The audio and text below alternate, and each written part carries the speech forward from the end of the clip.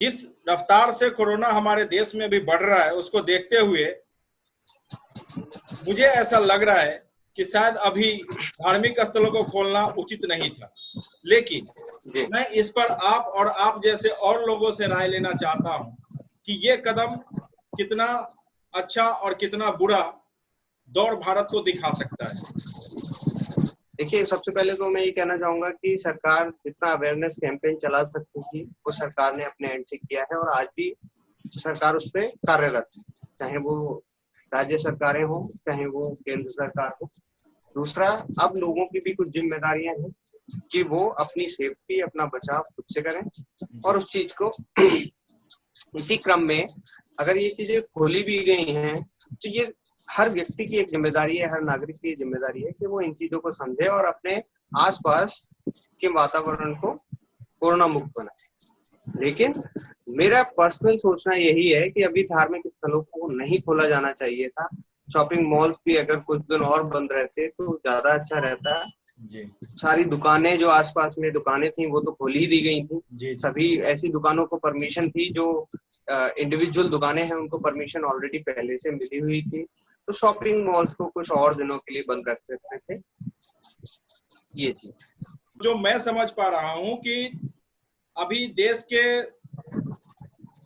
2 राज्यों में चुनाव होने वाले हैं, जिसमें बिहार में प्रथम होने वाला है। आपने देखा होगा कि कल अपने देश के गृह मंत्री श्री शाह जी ने वीडियो कॉन्फ्रेंसिंग के थ्रू एक वर्चुअल मीटिंग अरेंज किया था पूरे बिहार में। तो मैं इसको मंदिर और मतलब किसी भी धार्मिक संस्थानों को खोलने को इससे जोड़ के देखता हूँ।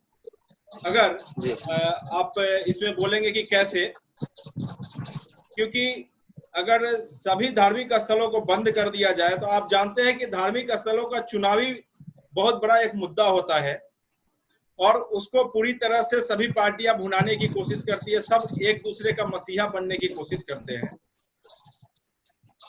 ऐसा माना जाता है कि बीजेपी भारत के हिंदू धर्म को प्रेजेंट करती है, क्योंकि वो एक आरएसएस संस्था से जुड़े हुए काफी कैंडिडेट्स, काफी नेता, काफी मंत्री इस पार्टी में ऑलरेडी हैं।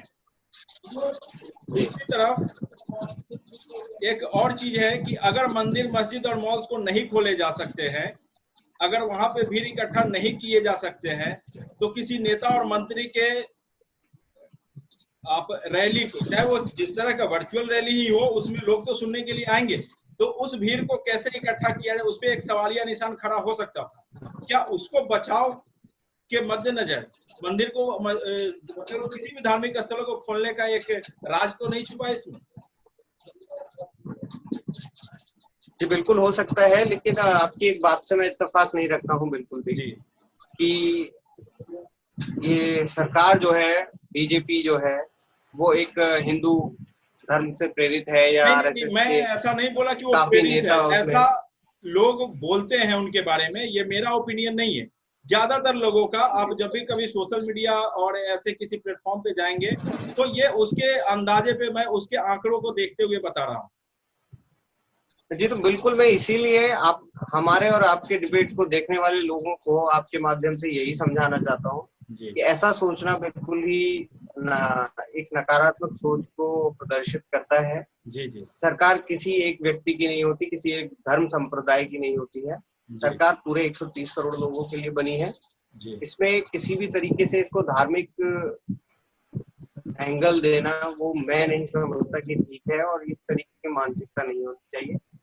आप भारत सरकार की बात कर रहे हैं और मैं बीजेपी की बात कर रहा हूँ, थोड़ा अंतर है इसमें। जी हाँ, ये भी बात आपने ठीक है कि मैं भारत सरकार की बात कर रहा हूँ और आप बीजेपी की कर रहे हैं। तो मैं बीजेपी की भी स्पेसिफिकली बात करूँ तो बीजेपी के किसी भी आप व्यक्ति, जो भी उसमें नेता हैं, मैंने उनके बहुत लोगों के स्पीच, कभी मैंने ये धार्मिक एंगल देखा ही नहीं दिया मुझे। जी। वो और ही लोग हैं जो बाल की खाल निकाल कर चीजों को अलग तरीके से जोड़ते हैं। जी, कि धार्मिक स्थलों को खोलने से भारत के अर्थव्यवस्था में क्या कोई सुधार आ सकता है? जी बिल्कुल है, तो सच्चाई है। आप किसी भी रोजगार को खोलेंगे जी तो उससे लोगों को इनकम प्राप्त होगी। जी अगर मैं धार्मिक स्थलों की बात करूं तो हमारा जो भारत देश है, इतने मंदिर, मस्जिद, गुरुद्वारे और चर्च हैं यहाँ पर। एक चर्च में अगर आप जाएं तो वहाँ पर मोमबत्तियों की जरूरत होती है, तो मोमबत्ती वाले की दुकान चलेगी। जी जब दुकान चलेगी मोमबत्ती वाले की, तो मोमबत्ती बनाने वाले की कंपनी भी चलेगी। जी अगर मैं मंदिर की बात करूं तो नारियल भी चढ़ेगा, चुनरी भी बनेगी। मस्जिद की बात करूं तो चद्दर भी चढ़ाई जाएगी। जी तो ये ऑब्वियसली ये चेन तो चलनी है, जी जी अर्थव्यवस्था में सुधार तो होना है। जी। हम सब लोग जानते हैं कि भारत एक धर्म प्रधान देश भी है, तो इसमें तमाम तरह के धार्मिक लोग रहते हैं और सभी धर्मों में ये मान्यता है कि आप किसी भी साफ सुथरे जगह पे, और ऐसा ये भी सभी ग्रंथों के माध्यम से भी ये पता चलता है हम लोगों को कि ईश्वर सब में मौजूद है और लगभग सभी घरों में छोटी या बड़ी रूप में पूजा की जाती है। और पिछले 3 महीने लगभग होने को जा रहे इस लॉकडाउन को, इसमें भी लोगों ने आस्था तो छोड़ा नहीं है। जी जब हम मंदिरों में जाते हैं तो वहां पे अगरबत्तियां, मोमबत्तियां, जो कुछ भी होता है उसे हम जलाते हैं। जब हम घरों में पूजा करते हैं तो वो सारी चीजें हम घर में भी इस्तेमाल करते हैं। दूसरी एक चीज अगर हम इस्लाम को जोड़ते हुए इसमें देखें तो उसमें भी यही है कि आप किसी भी पाक साक जमी पे अल्लाह को याद कर सकते हैं, और ऐसा करते भी ये लोग। सारे लोग मस्जिद में ही हमेशा नहीं जाते हैं, ऐसा हिंदू धर्म में भी है। तो खैर सरकार ने खोल दिया है। इसमें एक सुझाव मेरा ये रहेगा, मैं इस पे आपसे सलाह लेना चाहूंगा कि लोगों को अपनी जिम्मेदारी पूरी तरह से निभानी होगी। सरकार किस उद्देश्य से खोले हैं वो मुझे समझना पड़ेगा कि मेरा उसमें क्या नुकसान और क्या फायदा है। अगर चैन को तोड़ते हुए बात करें तो बिजनेस चैन की जो बात जी, आपने बिल्कुल पहले की। बिल्कुल बिल्कुल, आपने बहुत बहुत बढ़िया बात की। और सरकार क्या कर रही है वो एक अलग है, और एक नागरिक होते हुए हमारे क्या दायित्व है जी वो महत्वपूर्ण। सरकार की मंशा अच्छी है, गलत है, ये सरकार पे रहने देते हैं। और मुझे लगता है नागरिक के तौर पर हमें अपने कर्तव्यों का निर्वहन करना चाहिए, जी जी और कोरोना संक्रमण ना फैले ये हम सबकी जिम्मेदारी है, वही मैं कहना चाहूंगा। आपका पुनः स्वागत करता हूं आपके अपने प्लेटफॉर्म पे। और आज हम लोग चर्चा कर रहे हैं कि लॉकडाउन में जो आज ढील दी गई है, पूरे भारत में धार्मिक स्थलों को एक तरह से खोल दिया गया है कुछ राज्यों को छोड़ के। तो सरकार के इस फैसले पे हम लोग चर्चा कर रहे हैं कि वो कितना सही और कितना गलत है। जबकि आज हम देख रहे हैं कि प्रतिदिन पिछले 5 दिनों से लगभग 10,000 कोरोना पेशेंट डेली आ रहे हैं। तो मेरे हिसाब से तो अभी गवर्नमेंट देखो, नंबर ऑफ केसेस जैसे इंक्रीज हो ही रहे हैं, पैरेलली गवर्नमेंट भी इस चीज पे ध्यान दे रही होगी कि किस तरीके से चीजें हो रही हैं और किस तरीके से केसेस बढ़ रहे हैं। मैं अगर अपना इंडिविजुअल अपना वो रखूं तो व्यू रखूं तो इस पे बस यही कह सकता हूँ कि हालांकि लोग ऑलरेडी अलर्ट हैं इस चीज के बारे में, सतर्क हैं। तो वो मूवमेंट जो मतलब मैं कहूँ कि ज्यादा एजुकेटेड सोसाइटी के जो लोग हैं इस तरीके के, ठीक है, अर्बन एरियाज में, तो वो लोग तो शायद कहीं ना कहीं डरे हुए भी हैं कि वो इस तरीके की मूवमेंट करें। जैसे मैं GSM, जैसे मैं गाजियाबाद में रहता हूँ, क्रॉसिंग रिपब्लिक में, तो यहाँ पर लोगों की मूवमेंट बहुत कम है, ठीक है। लोग मूवमेंट कर भी रहे हैं तो बस वॉक के लिए मूवमेंट करते हैं, सामान वगैरह ग्रोसरी के लिए बाहर निकलते हैं, ठीक है। तो मंदिरों में इतना मूवमेंट नहीं होगा जैसा मुझे लगता है, ठीक है, जितना मतलब अर्लियर कोरोना से पहले हुआ करता था। बट हाँ, इसको भी शायद मेरे हिसाब से थोड़ा फिक्स का टाइम जोन में रखना चाहिए था, मतलब टाइम करना चाहिए था इसका फिक्स कि ना इवनिंग में इतना टाइम के लिए और मॉर्निंग में बस इतना टाइम के लिए। अब पूरे दिन के लिए मतलब ताकि एक थोड़ा सा रिस्ट्रिक्शन रहता, जैसे कि हमने अल्कोहल के लिए शुरुआत में किया था कि भाई ये टाइम पीरियड रहेगा, या फिर ग्रोसरी शॉप्स के लिए मतलब जो अलग अलग हमने जो चीजें धीरे धीरे हमने खोली थी, तो उस तरीके से हम लोगों को ये करना चाहिए, मतलब गवर्नमेंट को खोलना चाहिए था। बाकी गवर्नमेंट का अपना टेक है, अगर अवेयर है। शक की निगाह की बात करूं तो मैंने बताया, शक की निगाह अब तो हर इंसान के ऊपर होती है। मतलब मैं देखता हूँ कि मेरे फादर जब बाहर से आते हैं ना घर में, तो मेरी मेरी नजरें उनकी एक्टिविटी पे होती है कि वो कर क्या रहे हैं, कि वो आते उन्होंने अपनी चाबी को सैनिटाइज किया नहीं किया, हाथों को सैनिटाइज किया कि नहीं, कपड़ों को चेंज जी किया नहीं किया, बिल्कुल। ठीक है। तो वो सबके अंदर है।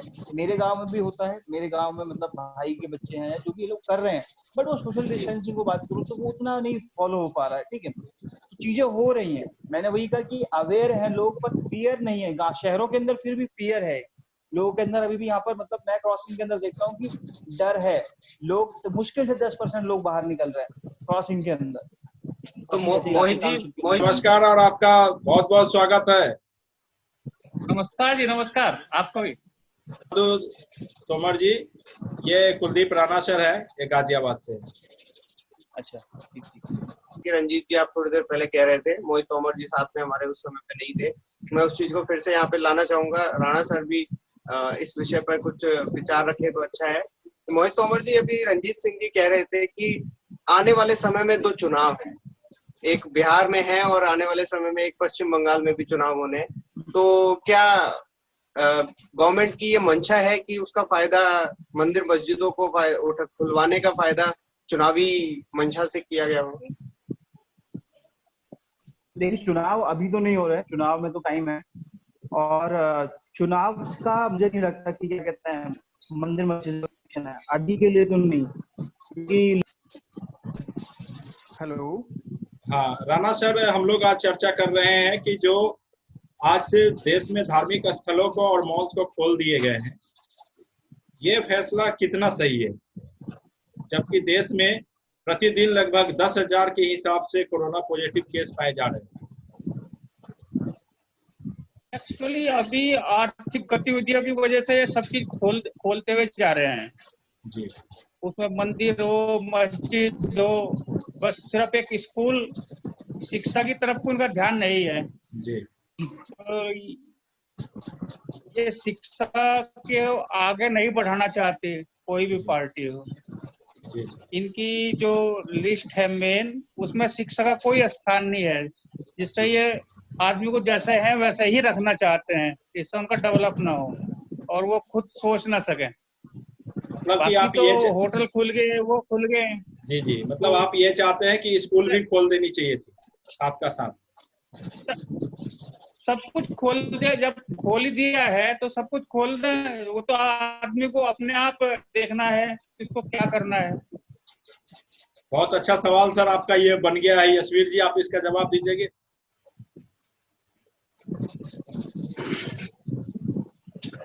कि मैं इस विषय में यही कहना चाहूंगा कि जैसा कि बार बार भारत सरकार हो या हेल्थ मिनिस्ट्री हो, सबके गाइडलाइंस आ रहे हैं कि जो बच्चे हैं और उम्र दराज लोग हैं उनकी इम्यूनिटी जैसा कि थोड़ी कम होती है, तो संक्रमण का खतरा ज्यादा बढ़ जाता है। ये सिर्फ कोरोना की बात नहीं है, किसी भी प्रकार का संक्रमण हो तो उनकी इम्यूनिटी कम है तो वो बढ़ जाता है।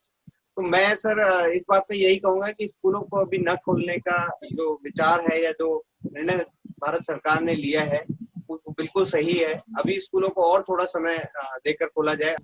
आपने पहले बताया था यशवीर जी कि ये फैसला शायद अभी लेना ठीक नहीं था,